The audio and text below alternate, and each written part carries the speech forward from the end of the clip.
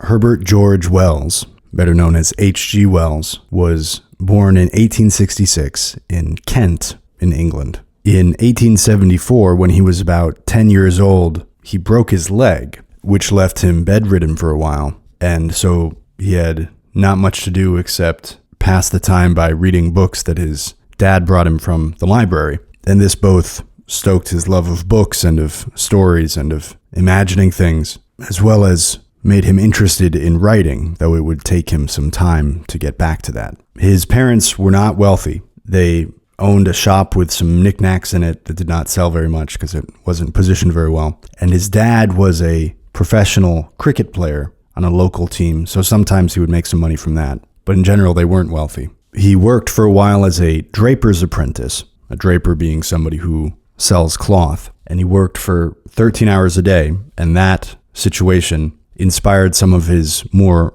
realist writing, for which he's not as well known. He quit that, and he also was a chemist's apprentice for a while, and he failed at that as well. And at some point, his mother became a maid at Up Park, which is a specific 17th century building in Sussex, in England. It's part of the National Trust. You can look up pictures of it online. It's a historic and nice-looking building. And it also has a big library, of which the young Wells also took advantage. And he also worked as a teacher for a while. Then later he started writing some articles for newspapers, including the Pall Mall Gazette in London and others, and those were relatively successful. And he published The Time Machine, which was his first novel, in 1895 when he was about 29 years old, which was quite popular. And in 1896, his journalistic writing started having his byline, which suggests a certain level of notoriety. And from then on, it seems he was writing for the rest of his life until he died in 1946 in London at the age of about 80. And H.G. Wells is one of those writers whose influence it's almost difficult to overstate. He's generally considered the father of science fiction, and I and many other people trace the origin of science fiction to Mary Shelley's Frankenstein, though there are older examples than that as well. We could talk about Francis Godwin's The Man in the Moon, but that's not as developed as Frankenstein is. And while Mary Shelley hit this one major story in the area of science fiction, she also has a short story called The Mortal Immortal, which is about a guy who drinks a potion that makes him immortal. And she has a later novel called The Last Man, which is about the last guy on Earth after everybody else has been wiped out by some kind of plague. So it wouldn't be fair to say that she only had one book that had kind of a science fiction theme. She had other ideas as well. But when you look at H.G. Wells, he generates acres of concepts that we'd have to look at the history of that period to know whether he was the first person to do such and such an idea, to use this concept, which is now regular in science fiction or fantastical stories today. But whether he was the very first or an early example in any given case of any of the myriad fictional topics we're going to look at, he very clearly was oriented in this direction. He figured out that this was a mine that he could draw from, using what's called Wells' Law, which is having one supernatural or fictional or what we might say science fiction element to a story and having it otherwise be relatively realistic. So The War of the Worlds is about an alien invasion, but it's a seemingly realistic depiction of how an alien invasion could play out, or at least how it might have played out in the late 19th century when it was written. But for all that, Wells himself once wrote of his own works that, quote, "they belong to a class of writing which includes the story of Frankenstein," end quote. So he himself directly connected what he was doing to Frankenstein, an excellent edition of which I have published and which is available on my website at a good price with free shipping, original cover art, excellent print quality, and with footnotes throughout the book that ease and accelerate the reading. The link is in the description below. I hope you'll go and order yourself a copy right now. And the term science fiction would not be coined until 1926. Wells often used the phrase scientific romance for his writing. And there's not necessarily always a love affair in his stories. In fact, now that I think of it, there usually isn't. But he was probably using the term romance as it relates to romanticism as distinct from realism. And a history of the evolution of science fiction would require a lot of other names, but but at least one other that we should mention is Jules Verne, a French writer who was 40 years older than Wells and is best known for having written 20,000 Leagues Under the Sea, Journey to the Center of the Earth, Around the World in 80 Days, The Mysterious Island, and many others. Those certainly can be considered proto-science fiction, though they're not only that. And Wells made a lot of predictions, both in his fiction and in his nonfiction writing, about the future, and anticipated a lot of coming technology. In Men Like Gods, he predicts something kind of like email, voicemail, and the internet. In The World Set Free, he predicts a kind of powerful weapon developed from atomic energy. A lot of his stories feature space travel, air travel. He made a prediction about tanks. One of the stories I read recently deals specifically with the notion of a biological terror attack committed for political reasons. Some of his stories have elements of biological engineering in them. He also wrote about a number of things that we haven't figured out yet and maybe we'll never figure out, or that haven't happened. He wrote, of course, about time travel, about alien invasion, about invisibility. But now we can get into the collection of short stories that I read this week that was called The Country of the Blind and Other Stories. And it was 33 stories. Just to pull some initial thoughts out of these stories, there's one about a guy who suddenly discovers that he's able to work miracles, which is initially fun, but then he gets into some trouble. And I don't want to give away these stories because they were very enjoyable to read. This would be perfect for a long trip, or something to browse on a vacation, or just to have in your house to pick up one and read through during a quiet evening or a Sunday afternoon. I don't think Wells wrote them with any profound message in mind in most cases. He talks about his process in writing them a little bit. Sometimes the message seems more obvious, but other times with stories like this that are very imaginative, that say, what if? You can draw a lot of different thoughts from them. So without trying to read more into Wells than he put there, we can still use these stories however we want. And if they make us think of something, then that's valid too, whether the author was thinking about it. But this one about this guy who can suddenly perform miracles made me think about how limitations are actually kind of a blessing, or they might be more of a blessing than we typically think they are. Because this guy, he can suddenly make things appear in his hand and make people teleport to other places. He can do anything. He becomes omnipotent. But then he accidentally does something really terrible. And this story breaks that normal barrier that we have, which is that every day we have to do things to maintain our lives that if you're in the wrong mindset can seem kind of like a chore, and if you're in the right one, they can be a meditation or a ritual or a joy even. Just the ordinary taking out the garbage and going to the grocery store. And this story is maybe a playing out of a fantasy that we've all had about what if I could just make things be done. Let the lawn be cut, let the light bulb be changed, let this task be done, and it's just done in a flash. You don't have to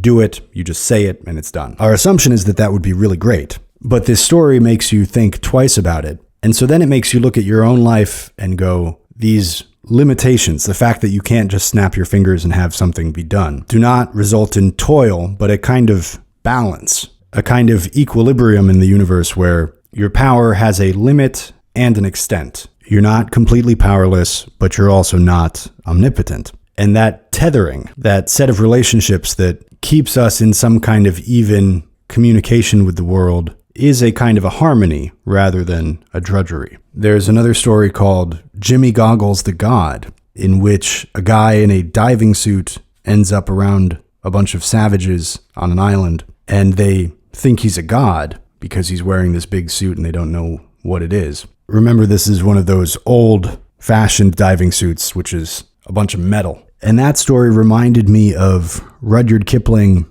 The Man Who Would Be King, which is a bit longer and more fleshed out, but the themes are very similar. And I think the Kipling one is a bit better. And it was also published earlier. The Man Who Would Be King was published in 1888, and Jimmy Goggles the God was published in 1898. Though I don't know if Wells would have read that story by Kipling, though it seems likely. There are a lot of stories that deal with somehow seeing into another dimension or seeing into another world or seeing into the future. There's one story where a guy, something happens to his eyes, so for some reason he's seeing in one place while he's living in another. And there's another one where there's a bauble, there's like a crystal ball that somehow is letting the viewer see into another dimension or something. And in a story called A Dream of Armageddon, Wells is exploring this idea that maybe dreams are visions of some other life, either in the past or the future or in some parallel dimension. And it's kept kind of ambiguous in that story whether that's what's going on or whether this guy is just having a dream. But there are details like time passes in the dream that is roughly equivalent to the time that passes in the guy's life. So 4 days pass in his life, and then when he goes to sleep, he dreams again of this place, and approximately 4 days have passed in that story. And there's a story of a guy who, when he's young, he stumbles through a door into this place that's very dreamlike and very beautiful and very peaceful, and he leaves, and then he forgets about it for a while. And then when he's an adult, he's trying to figure out how to get back to that garden. And the story is called The Door in the Wall, because he first got to it by seeing a strange door in a wall that he hadn't seen before. And then a couple times when he's an adult, he sees the door again, and he knows that that's the door. But every time that he sees it, he's unable or he doesn't want to go through it because some aspect of his life is pulling him away, some political thing, or his dad is sick, or some other thing. So he never gets back to that dreamlike place that he had accessed when he was a little kid, which in my retelling of it sounds a little heavy-handed, but the story is very effective and it's more subtle than how I just told it. Some of the stories, though not too many, deal with different kinds of monsters. Spiders, monsters in the ocean, ants that are very organized and civilized. Though I think one of the reasons we still read H.G. Wells today is that he is not only putting forward a weird idea, wouldn't it be strange if such and such happened? He's also executing that idea very effectively. So there's a story called Valley of the Spiders, which is about some guys going through a valley that, spoiler alert, has some big spiders in it. But even that story is not only about that. It has some other interesting human dynamics in it. There's a story about a giant star headed for Earth that's going to destroy it. There's a story about a magic shop that has a little bit more to it than meets the eye. There's a fairly prophetic story about some guys who are trying to develop a drug that will make people be twice as efficient. It will make them think faster, work faster, though unfortunately maybe live faster.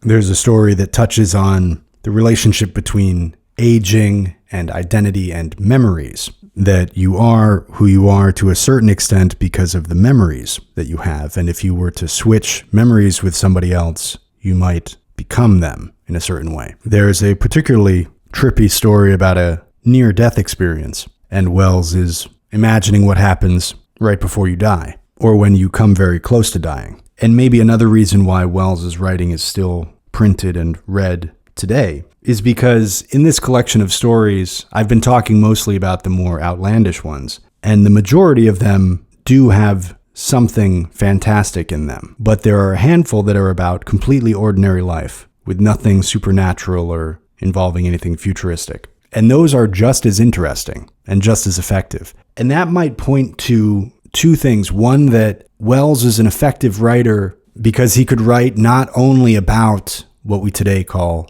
science fiction. He could write also about ordinary day-to-day life and about the relations between people and the moral questions that can come up in that. The fact that he was already able to do that meant that when he turned his pen on science fiction, on throwing in this dynamic of futurism or imagined technology, he could do that all the more effectively. And it's also possible that he could write the effective science fiction because he was good at making observations and connections and finding interesting contradictions or tension in ordinary life. That wasn't only a demonstration of a certain level of skill, but that it actually informed his ability to articulate these other ideas that he was interested in. And separately, he also had stories that blurred that line between the fantastic and the ordinary. There was one story where the narrator is bothered by this fat guy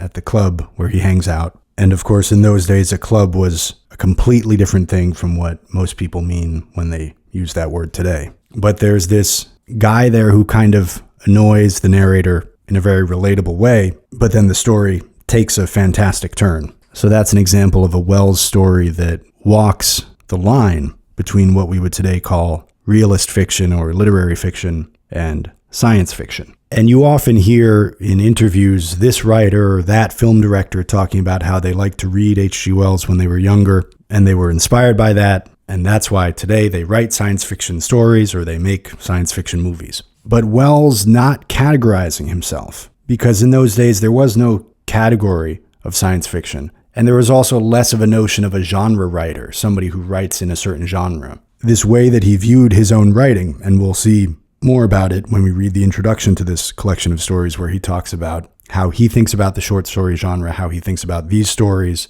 and about the time period in which they were written. This ability of Wells to write about ordinary life first, and then to venture into this other, more imaginative world, might be as significant a component in what makes him H.G. Wells as this imaginative side of him where he makes these predictions and thinks about what future technology might look like. And a lot of it turned out to come true. And so it's possible that if there are any science fiction writers out there today, one of the best things that they could do to develop their art would be to try to write stuff that is not science fiction. Try to write effectively about ordinary everyday life. Because if you're leaning on the astonishment factor in science fiction, that part of our imagination that's immediately interested when something fantastic starts to happen, and I'm using fantastic to mean outside of reality, related to fantasy, rather than how it's usually used to mean really great. We have other words that mean that. We don't need to use the word fantastic in that way when it had this other meaning in the past that's still useful.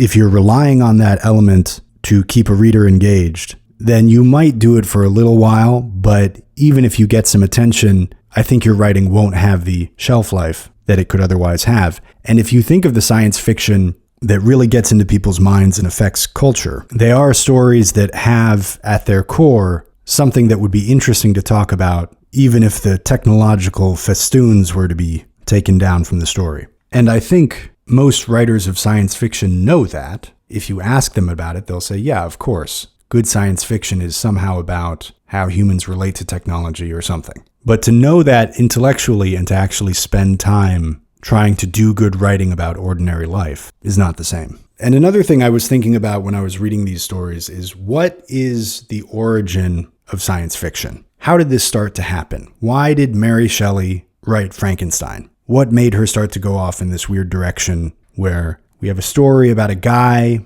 who recovers some lost knowledge that other people had disregarded from Paracelsus and medieval thinkers who most people think of as quacks mostly. Dr. Frankenstein goes and studies them, and he discovers some unexplained secret to life, and he creates a being. This is quite a weird story compared to a lot of what was being written at the time. And remember, this is long before Edgar Allan Poe. Frankenstein was published in 1818. Poe was born in 1809. So Poe was only 9 years old. It'd be a long time before he was writing anything. And okay, we can talk about New Atlantis and Francis Bacon, and that's kind of science fiction. But if you go and read that, it's nothing like Frankenstein. Not that it's low quality or something, but Frankenstein is a 300-page book. New Atlantis is very short. The two are not really comparable. But so Mary Shelley writes this unusual story. And then throughout the 19th century, you start to see an opening up of what fiction can be. And I just thought of, you do have Voltaire writing Micromegas and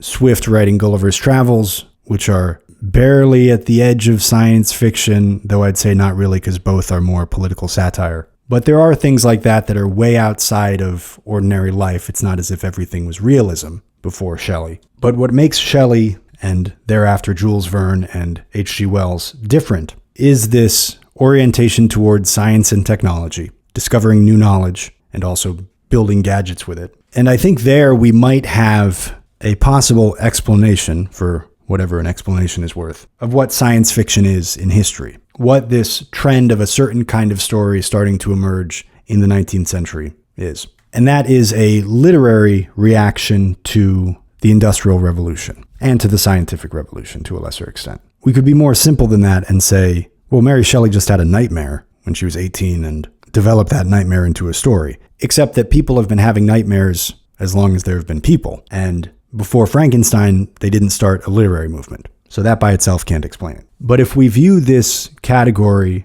of fiction writing I'm cautious to call it science fiction, though that's the most common term for it. If we view it as a reaction to or an exploration of the way that technology was changing, the way that social processes were changing, and maybe a general fear, since a lot of the stories in H.G. Wells are about the horrors of technology, and Frankenstein certainly is about that in part. If we view this literary movement that way, we might be taking a step toward understanding where it sits in the history of thought, and maybe understanding the function of science fiction today and how to evaluate good and bad science fiction. So with all that in mind, now we can get into some passages from The Country of the Blind and Other Stories by Herbert George Wells. He says that out of the 50 or 60 stories that he had written up to that time, he picked those that he thought had any merit and included some that he thought had questionable merit. And also in doing so, in going back over these short stories that he had written, he felt very clearly that at one point he had been writing a lot of short stories, and recently he hasn't been doing that much at all. And he starts by thanking his publishers for the work they have done, quote, "to render possible this collection in one cover of all the short stories by me that I care for anyone to read again.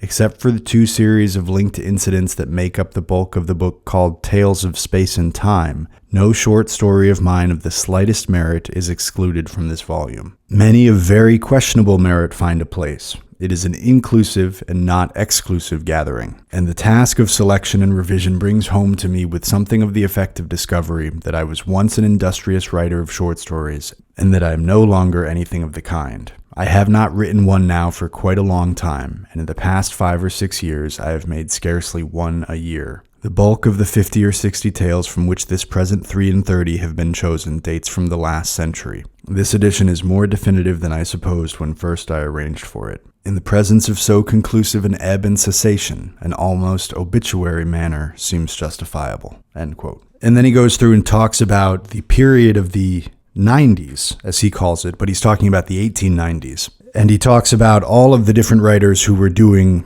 short stories at that time, and he views it as a kind of golden age for the short story. And then he gets into a little bit about his own process for how he got some of his ideas for the stories that he wrote. Quote, "I found that taking almost anything as a starting point and letting my thoughts play about it, there would presently come out of the darkness, in a manner quite inexplicable, some absurd or vivid little incident more or less relevant to that initial nucleus. Little men in canoes upon sunlit oceans would come floating out of nothingness, incubating the eggs of prehistoric monsters unawares. Violent conflicts would break out amidst the flower beds of suburban gardens. I would discover I was peering into remote and mysterious worlds ruled by an order logical indeed, but other than our common sanity." End quote. So he would take anything as a starting point and go from there to generate ideas. In this next passage, he's talking about critics during that time, and he focuses on one word in particular that was used, and he talks about how it was used in an open-ended way.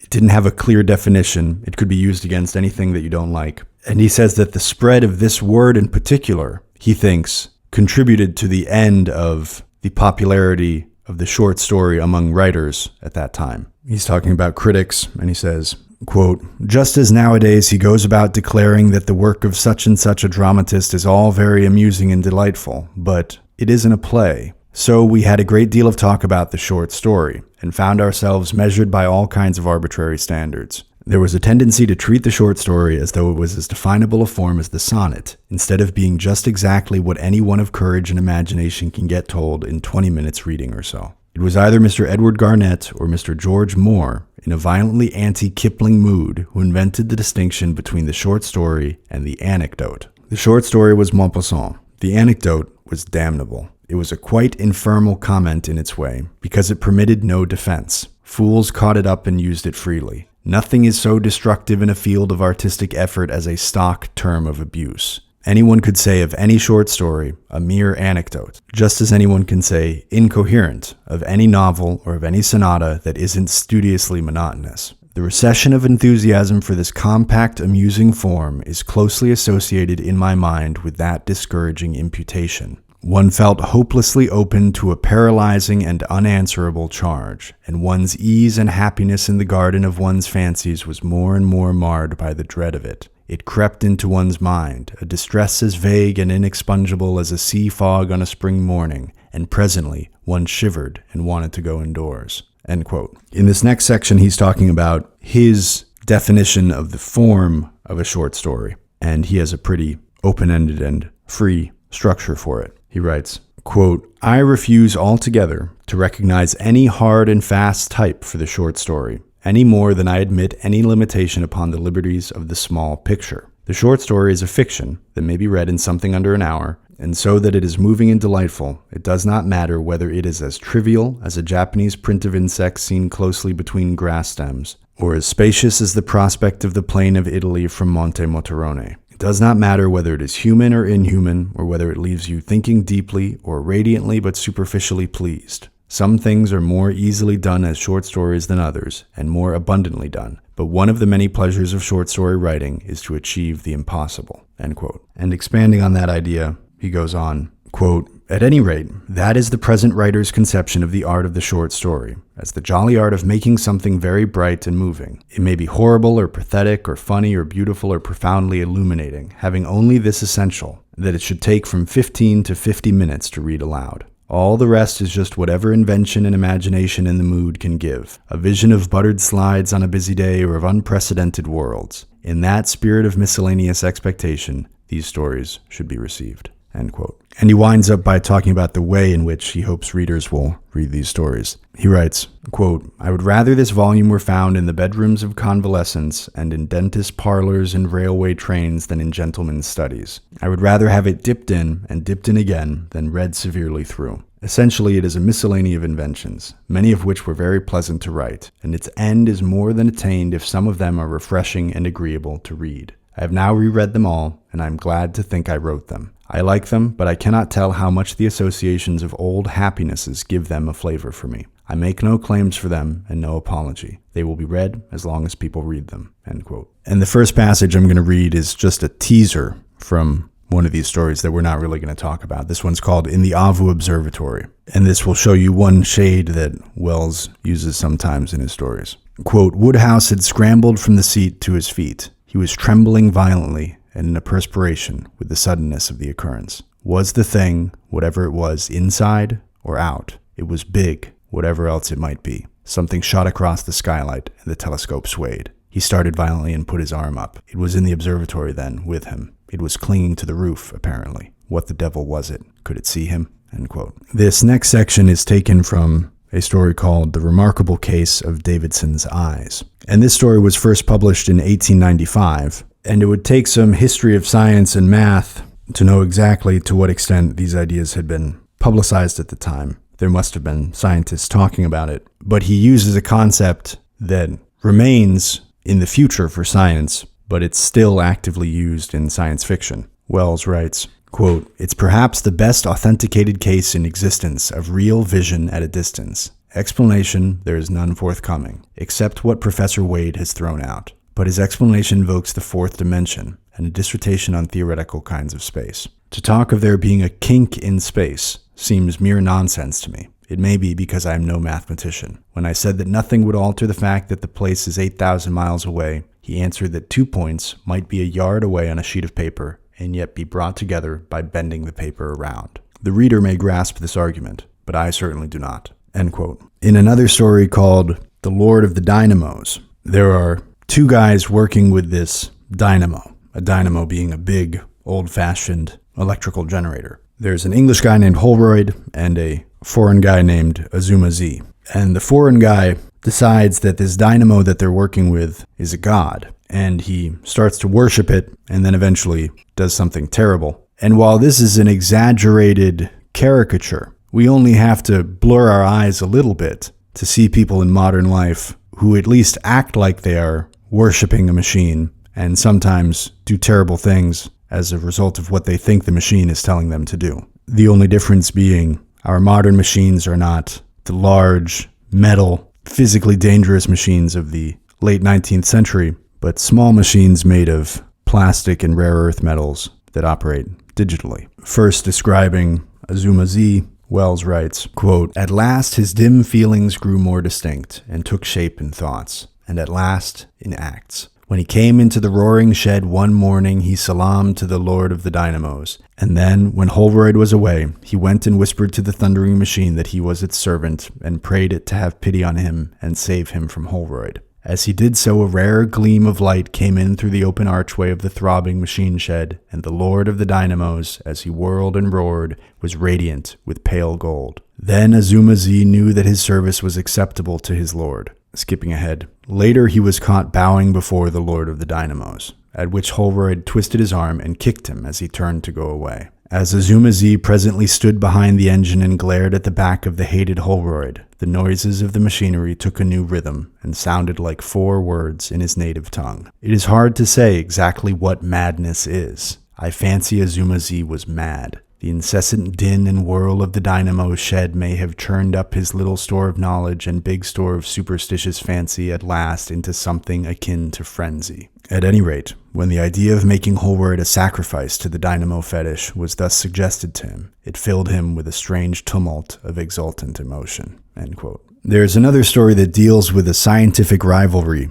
between these two guys, and one of them is more established, and the other is more of a newcomer who's challenging this guy's doctrine, and he works for a long time to overturn that doctrine, to demonstrate that it's false. And he finally publishes his work, but then the other scientist suddenly dies without having responded properly to it. And even though it's generally acknowledged that the new theory is the superior one, the scientist is still frustrated that after all this work, he didn't get a proper acknowledgement from his rival. And as he's ruminating about all of this, a moth starts to bother him. This story is called The Moth. And another thing that it touches on is the human side of science. Outside of professional science, we like to imagine that professional scientists are a kind of perfectly objective, super calm, unemotional type of person, and that they've moved past things like personal rivalries, and they're all objectively seeking the truth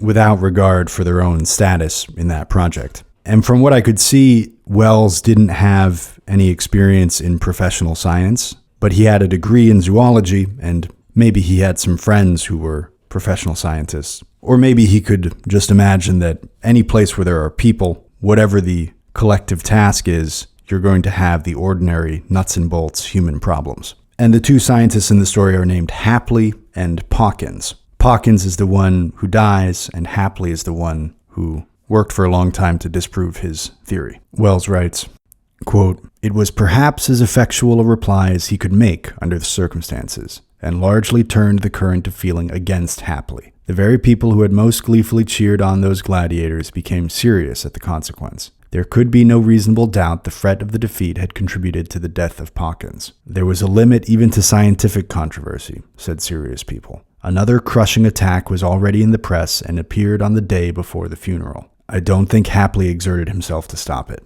People remembered how Hapley had hounded down his rival and forgot that rival's defects. Scathing satire reads ill over fresh mold. The thing provoked comment in the daily papers. This it was that made me think that you had probably heard of Hapley and this controversy. But as I have already remarked, scientific workers live very much in a world of their own. Half the people, I dare say, who go along Piccadilly to the Academy every year could not tell you where the learned societies abide. Many even think that research is a kind of happy family cage in which all kinds of men lie down together in peace. In his private thoughts, Hapley could not forgive Pawkins for dying. In the first place, it was a mean dodge to escape the absolute pulverization Hapley had in hand for him, and in the second, it left Hapley's mind with a queer gap in it. For 20 years he had worked hard, sometimes far into the night, and 7 days a week, with microscope, scalpel, collecting net, and pen, and almost entirely with reference to Pawkins." End quote. This next set of a few passages is taken from the story of the late Mr. Elvesham.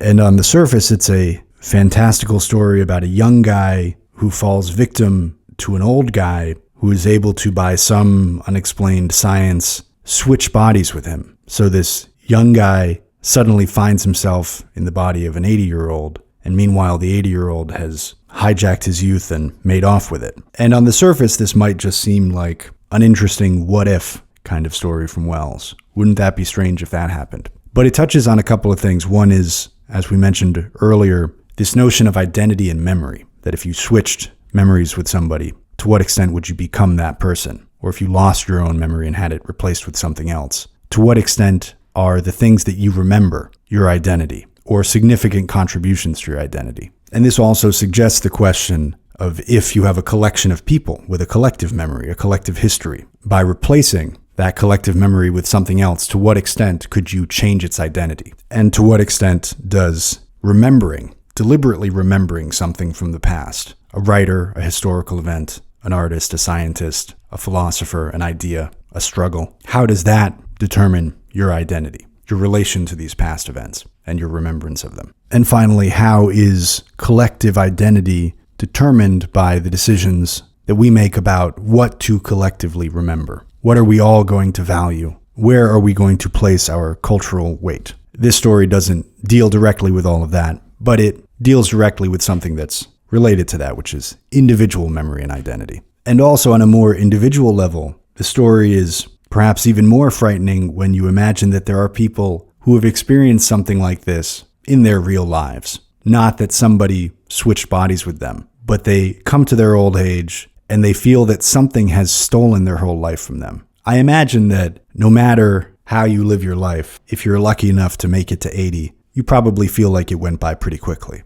But hopefully some of us can feel like we spent our lives well. We did work that meant something to us. We took care of the people that were important to us. We contributed somehow. We enjoyed it. But I imagine there are some people, may we not be so unfortunate, who feel very vividly that their time was stolen somehow. Their life was stolen. And someone who really distinctly feels that might not be taking enough individual responsibility. Somebody can steal some time from you. Maybe a relationship, maybe a bad job, maybe a belief that you wasted too much time on. But to feel that your whole life was stolen in that way might not be taking enough responsibility and saying, I could have changed something. I should have been aware of this at the time. I should have gotten away from that person or let go of that misconception earlier, and then my life would have been different. But it's also possible that somebody could do that and still feel the same regret. And the fact that Wells' lines sit so comfortably both in the science fiction context in which he's writing and also in this more broad reflection of life makes me think that he must have been partially thinking of that also. And this is just one more example of how he is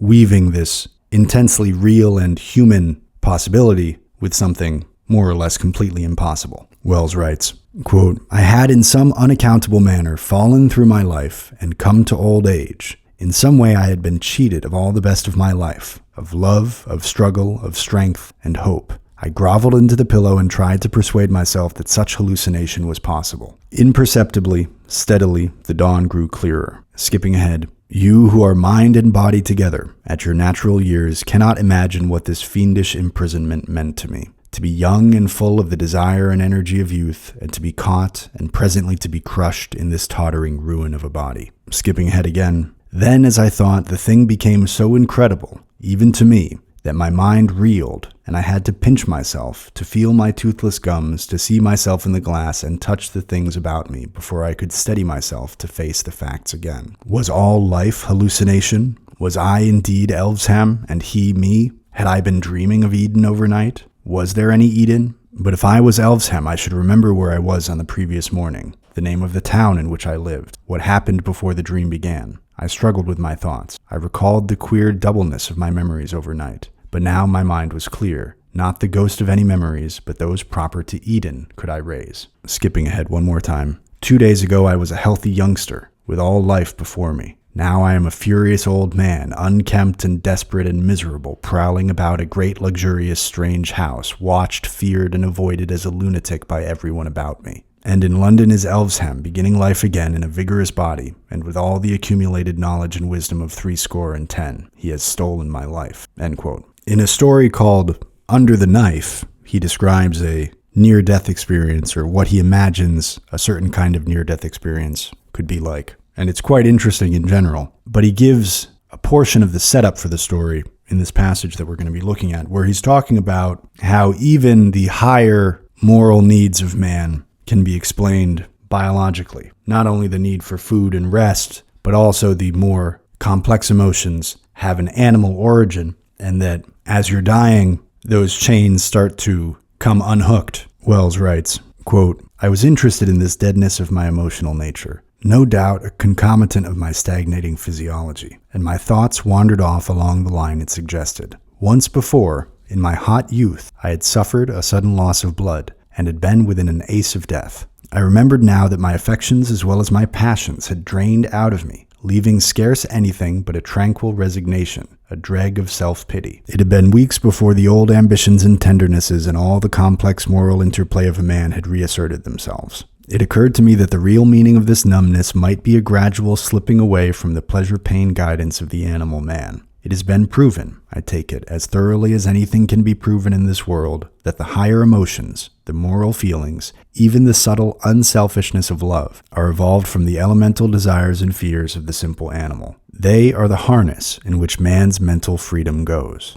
And it may be that as death overshadows us, as our possibility of acting diminishes, this complex growth of balanced impulse, propensity, and aversion, whose interplay inspires our acts, goes with it." End quote. A story called The Obliterated Man is about a journalist who is assigned to start covering the theater, to be a theater critic. And there are 3 passages from this one that I want to show you. We can look at them first, and then we'll talk about them a little bit afterward. First, when the guy's boss is assigning him this task, they have an exchange, and Wells writes, quote, "Well, I've never been to a theater in my life. Virgin soil. But I don't know anything about it, you know. That's just it. New view, no habits. No cliches in stock. Ours is a live paper, not a bag of tricks. None of your clockwork professional journalism in this office, and I can rely on your integrity. But I have conscientious scruples." He caught me suddenly up and put me outside his door. "Go and talk to Wembley about that," he said. "He'll explain." End quote. Later he writes, quote, "It began to dawn on me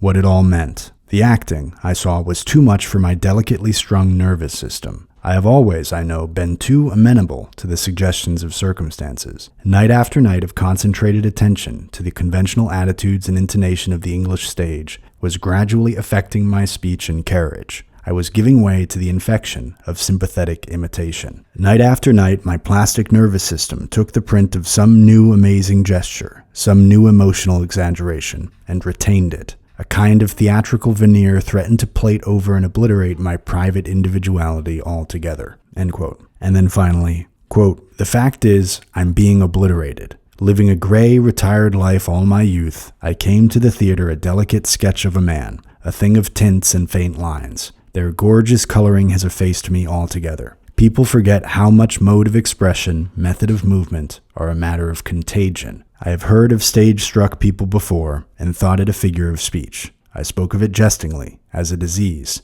It is no jest. It is a disease. And I have got it badly. Deep down within me, I protest against the wrong done to my personality, unavailingly. For 3 hours or more a week, I have to go and concentrate my attention on some fresh play, and the suggestions of the drama strengthen their awful hold upon me." End quote. So he starts covering the theater, and he finds that in his personal life, he starts to involuntarily imitate the people on the stage, and that it's gradually obliterating his personality. And there are a few interesting things going on in this one. One is the aspect of it being part of his job. His personality is being obliterated as a result of the requirements of his job, which again, here it is sort of exaggerated and caricatured. But this is something that can happen at a lot of different jobs. If you have certain kinds of sales jobs, you have to act in a certain way, even if you don't feel that way. If you do almost any service job where you're dealing with customers, and being polite and friendly when you don't necessarily feel like doing that is not the same as obliterating your personality. But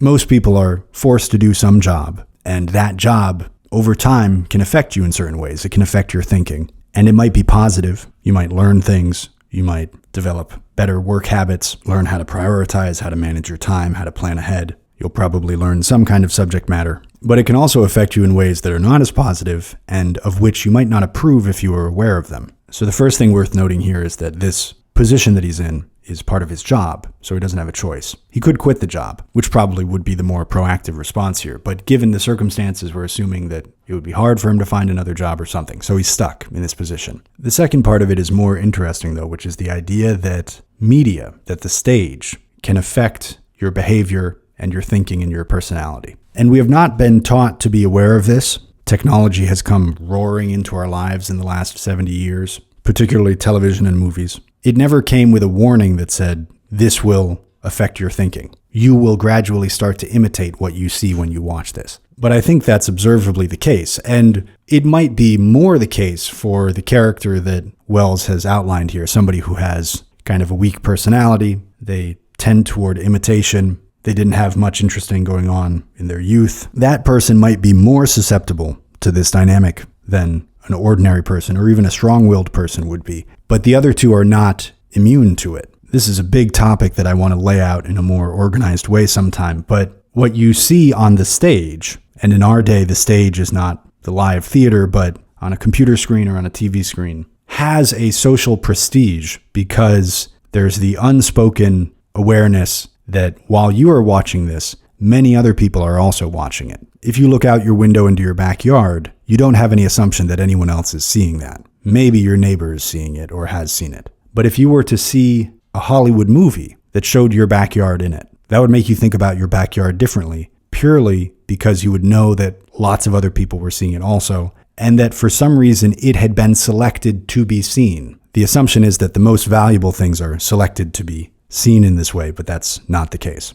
That's not the criterion. But so when you watch a TV show and you see an actor behaving in a certain way, you know that lots of other people are also watching it, and it becomes prestigious. Even if on screen it looks ordinary, the things that are chosen to be depicted on screen gain prestige simply by the merit of them being on screen. And that will gradually, depending on a number of variables, the personality of the person watching, the exposure time, the nature of the content, affect the personality and behavior of the person watching it. All you need to do is imagine a person who lived their whole lives and never watched a single movie or TV show, and then compare that person's behavior with that of a person who watched an average amount of TV and movies, and imagine how their personalities would be different. This is a thought experiment. It's not rigorous, but I think anybody would acknowledge that those two people would not behave the same way. In another one of the stories, some guys are doing an experiment, and one of them gets blown into a different dimension, and he's gone for 9 days, and then he comes back. He talks about what he saw,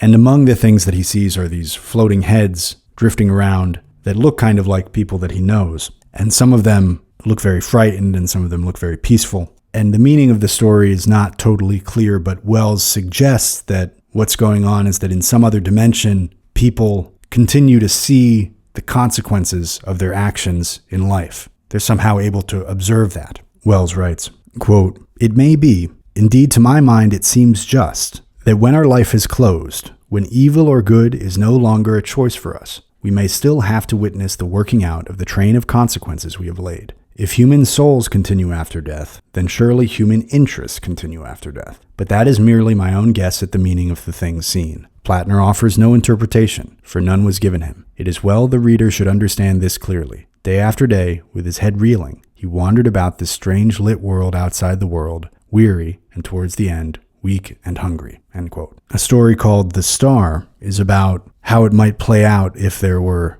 a giant star headed toward Earth. And he describes how most people go along doing what they normally do. People do their jobs, they scorn people who are freaked out about it. And they say that the mathematicians who are trying to warn people about the star are just self-advertising. And the trouble is, very often this would be exactly the appropriate response. The first time I read this section, I got the message that I think just about anybody would get, which is, look, people are in danger. They're not even aware of it. They're not paying attention. They're too caught up in their ordinary lives. The problem is that then, as today, this warning about a star coming toward Earth was not the only such warning that they had ever heard. It probably wasn't even the only such warning that they had heard that year. Now, it might be that the other similar warnings were not coming from scientists, though maybe some of them were, but they might have also been coming from religious people or someone else who genuinely was just self-advertising. So how is an ordinary person to know when they're actually in danger? When, especially today, we are as inundated as we are with this kind of warning and alarmism. It's not usually about there's a star coming toward Earth, but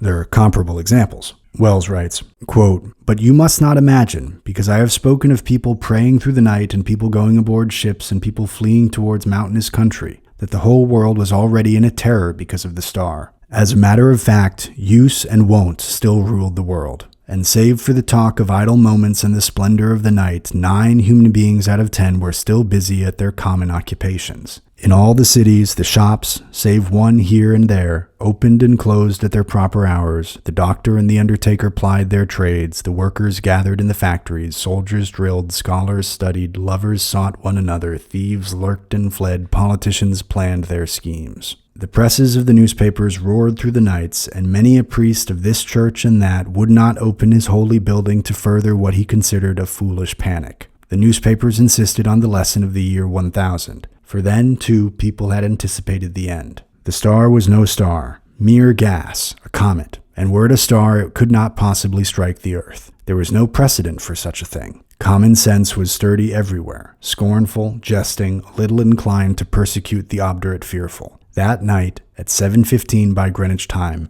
the star would be at its nearest to Jupiter. Then the world would see the turn things would take. The master mathematician's grim warnings were treated by many as so much mere elaborate self-advertisement. Common sense at last, a little heated by argument, signified its unalterable convictions by going to bed. So, too, barbarism and savagery, already tired of the novelty, went about their nightly business, and save for a howling dog here and there, the beast world left the star unheeded." End quote. This next section is taken from A Dream of Armageddon. And in this story, a guy is describing a persistent dream that he had that seems to depict a future time, that he keeps going back to sleep and returning to the same dream. And it's sometime, some number of centuries in the future, and there's a drama with a woman and a big war, and the guy is a politician in his dream. And at one point, the guy is describing a dance hall that he saw in this dream, and it really kind of bummed me out to read this passage because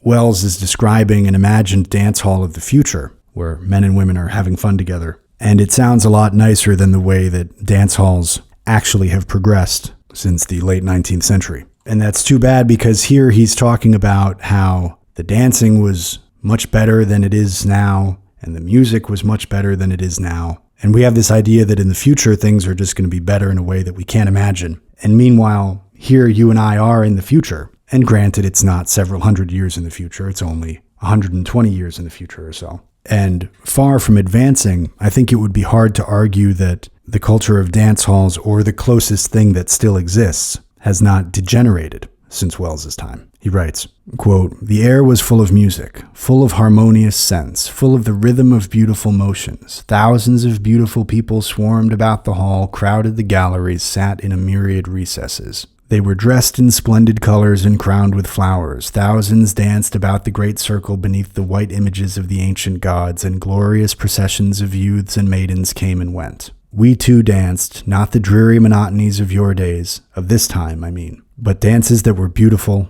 intoxicating. And even now I can see my lady dancing joyously. She danced, you know, with a serious face. She danced with a serious dignity, and yet she was smiling at me and caressing me. Smiling and caressing with her eyes. The music was different," he murmured. "It went, I cannot describe it, but it was infinitely richer and more varied than any music that has ever come to me awake." End quote. There's a story about some guys who go to South America and encounter some unusual ants. And Wells uses that story to imagine that there could be an organized empire of ants, that they could develop socially and technologically in a way that could threaten human dominion of the earth. And I'll give you a quote first, and then we'll talk about it a little. Wells writes, quote, "In a few miles of this forest there must be more ants than there are men in the world. This seemed to Holroyd a perfectly new idea. In a few thousand years, men had emerged from barbarism to a stage of civilization that made them feel lords of the future and masters of the earth. But what was to prevent the ants evolving also? Such ants as one knew lived in little communities of a few thousand individuals, made no concerted efforts against the greater world.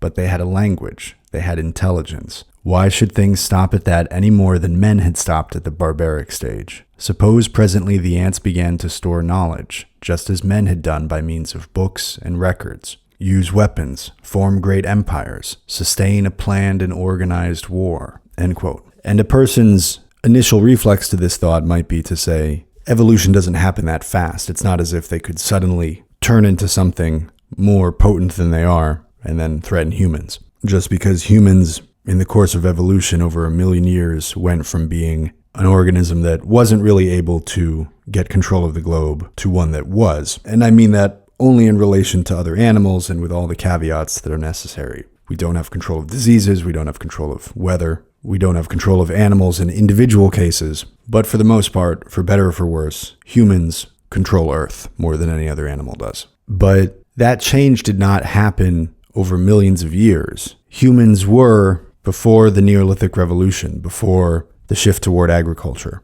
a very similar organism to what they are now. They might have been a little bit shorter. Their diet might have been affected by not having quite as much protein in other ways. A biologist could give us a more detailed picture. But what let humans get control of the globe was that first they had a certain kind of structure. They had evolved to a certain point. They had a certain kind of a brain, a certain kind of hands. They walked upright. They had a certain physical form. And then they started to take on certain social practices, like, for example, agriculture. That maybe is the big one, though we could look at some others as well, that caused human power to multiply in a way that would be very hard to predict without having seen it. If there were no such thing as agriculture, if you told all the hunter-gatherers, hey, if we just start putting these little things in the ground, then suddenly in a couple thousand years we're going to have big cities, and then after that it won't be long before no animal can threaten us and we're doing all kinds of interesting things. If you told that to them, they probably would have had a very hard time believing it. And if aliens came to Earth to observe the hunter-gatherer humans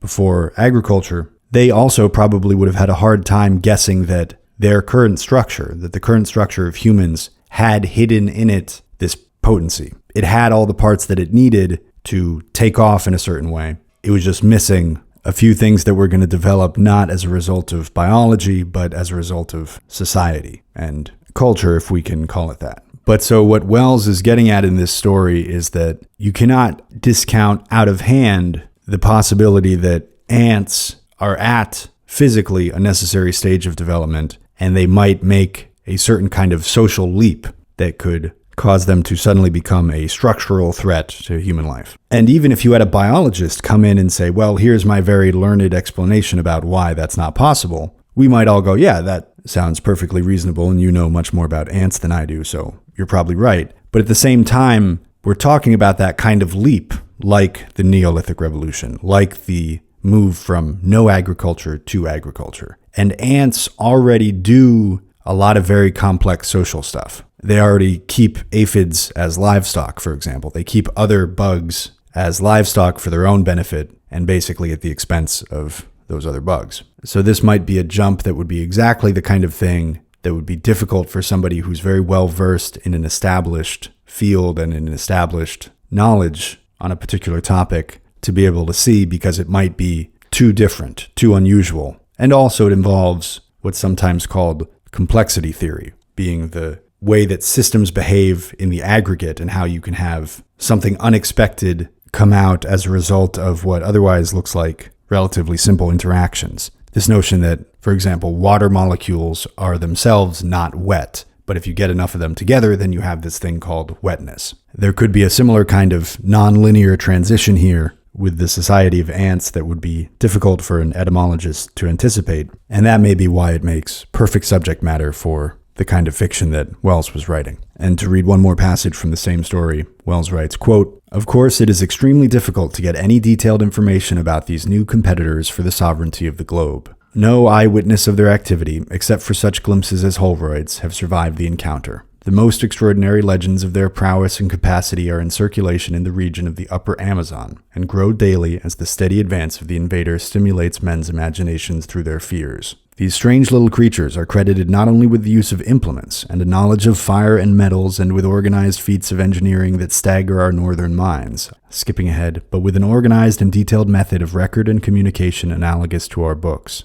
So far, their action has been a steady progressive settlement involving the flight or slaughter of every human being in the new areas they invade. They are increasing rapidly in numbers, and Holroyd at least is firmly convinced that they will finally dispossess man over the whole of tropical South America. And why should they stop at tropical South America? Well, there they are anyhow. Skipping ahead again, by 1920, they will be halfway down the Amazon. I fix 1950 or 60 at the latest for the discovery of Europe." End quote. And the final story from which we will look at passages today is the titular story and the penultimate story in the collection, the country of the blind. And in this story, a guy is mountain climbing and he finds himself in a valley in an area that had been rumored to exist, but nobody had ever found it. And this is a place where everyone is blind. Nobody can see. And when he first realizes that that's what he's found, he remembers that saying, in the country of the blind, the one-eyed man is king. And so he thinks he's going to be able to rule this country. And it doesn't turn out that way for him. The first passage that I'm going to show you touches on this powerful metaphor of trying to explain sight to somebody who's blind.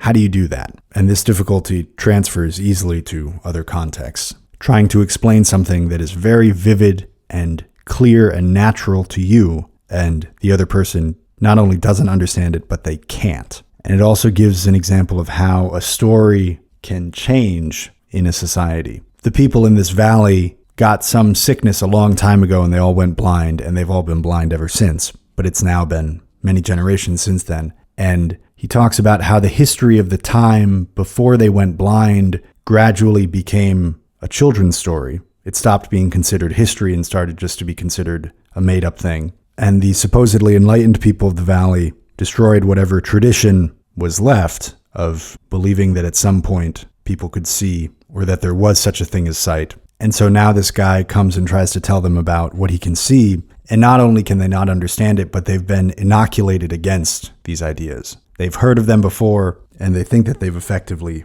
argued against them. Wells writes, quote, "The voice of an older man began to question him, and Nunez found himself trying to explain the great world out of which he had fallen, and the sky and mountains and sight and such like marvels, to these elders who sat in darkness in the country of the blind. And they would believe and understand nothing whatever he told them, a thing quite outside his expectation. They would not even understand many of his words. For 14 generations these people had been blind and cut off from all the seeing world. The names for all the things of sight had faded and changed. The story of the outer world was faded and changed to a child's story, and they had ceased to concern themselves with anything beyond the rocky slopes above their circling wall. Blind men of genius had arisen among them and questioned the shreds of belief and tradition they had brought with them from their seeing days, and had dismissed all these things as idle fancies, and replaced them with new and saner explanations. Much of their imagination had shriveled with their eyes, and they had made for themselves new imaginations with their ever more sensitive ears and fingertips. Slowly Nunez realized this,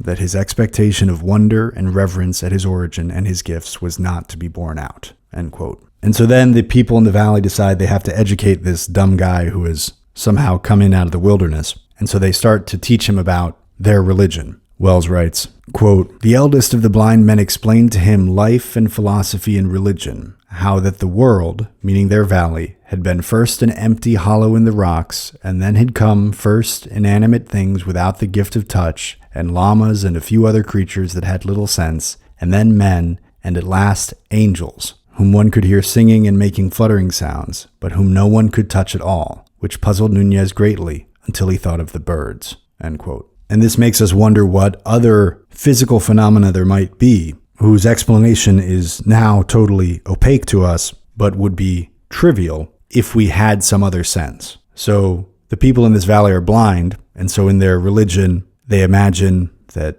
God created the other animals, and then he created man, and then he created angels. And Nunez is going, what the heck are angels? And then he realizes that they're talking about birds. And for him, birds are a totally ordinary thing. I mean, birds are nice and miraculous in their own way, but they're not angels. And because he can see, because he can detect light and connect that information in his brain and interpret it somehow, he knows what those organisms are. They fly around and eat seeds and worms and whatever. And it's something that's totally simple information. But if you can't see, it's completely mysterious. You just hear these sounds and you have no idea where they're coming from. So it makes us wonder what else is like that. For example, what the heck are dreams? I personally accept the modern scientific explanation of dreams, which is that there's some kind of way that the brain discharges stuff and sorts itself out, and it's just fooling around with images or something, that it's not connected to any measurable phenomenon outside of your brain, that it's limited to your brain. But it's interesting to think about dreams in this way, because we don't have a really good explanation for dreams,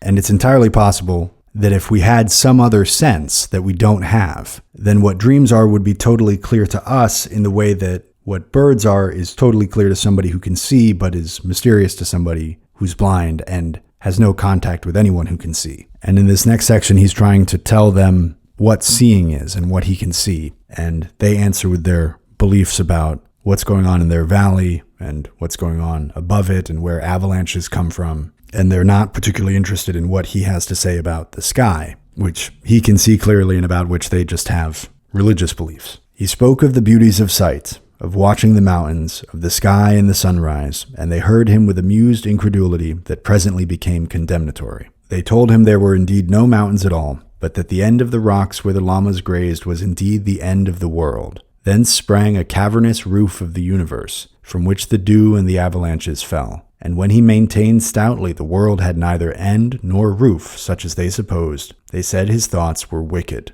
So far as he could describe sky and clouds and stars to them, it seemed to them a hideous void, a terrible blankness in the place of the smooth roof to things in which they believed. It was an article of faith with them that the cavern roof was exquisitely smooth to the touch. He saw that in some manner he shocked them, and gave up that aspect of the matter altogether, and tried to show them the practical value of sight." End quote. And finally, he decides he can't get along with them. They think he's crazy, and they insist that he accept their understanding of the world. And so he leaves the community and goes out into the wilderness by himself. And it's not as intense, but there's something in this scene that resembles the climax of 1984, in that he's accepting something to be true that he knows is not true. Wells writes, quote, "He tried also to find food among the pine trees, to be comfortable under pine boughs while the frost fell at night, and, with less confidence, to catch a llama by artifice in order to try to kill it, perhaps by hammering it with a stone, and so finally perhaps to eat some of it. But the llamas had a doubt of him and regarded him with distrustful brown eyes and spat when he drew near. Fear came on him the second day in fits of shivering. Finally he crawled down to the wall of the country of the blind and tried to make terms. He crawled along by the stream, shouting, until 2 blind men came out to the gate and talked to him. I was mad, he said, but I was only newly made. They said that was better. He told them he was wiser now, and repented of all he had done. Then he wept without intention, for he was very weak and ill now, and they took that as a favorable sign. They asked him if he still thought he could see. No, he said, that was folly. The word means nothing, less than nothing. They asked him what was overhead. About 10 times 10 the height of a man there is a roof above the world, of rock, and very, very smooth. He burst again into hysterical tears. Before you ask me any more, give me some food or I shall die. End quote. And so they let him back in, and he recovers, and the philosophers again come to make him accept their doctrine. And he almost starts to be convinced by them that maybe he's wrong, since they're so earnest in insisting on it.